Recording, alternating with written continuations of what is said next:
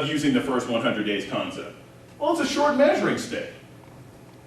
Who knows what's going to happen? Okay? If you think about it, in these examples here at the bottom, FDR came into the White House, and there were so many, we were already in the midst of the Great Depression when FDR entered the White House on March 4th. Okay? We used to have a much longer lag time between the end of an election and when you actually got inaugurated. It used to be 6 months, now it's only about 60 days. Excuse me. John F. Kennedy, he dealt with the Bay of Pigs invasion in his first 100 days.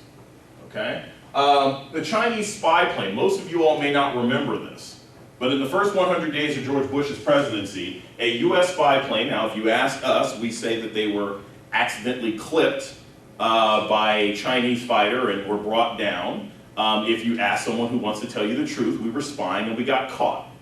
And that's what happens. People spy, nations spy, that's just the truth.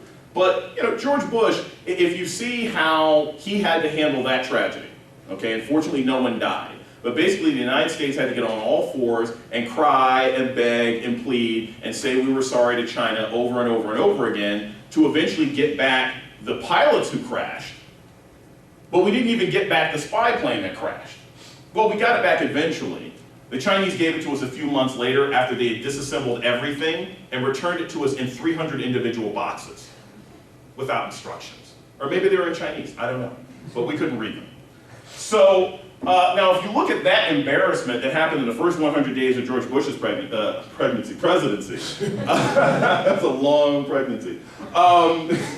You quite honestly, you never would have predicted that that guy is the one who ends up talking about the axis of evil and running roughshod over most of the rest of the planet, okay, and reinvigorating the right and galvanizing a population in the United States that had heretofore thought that they were ignored since the Reagan presidency.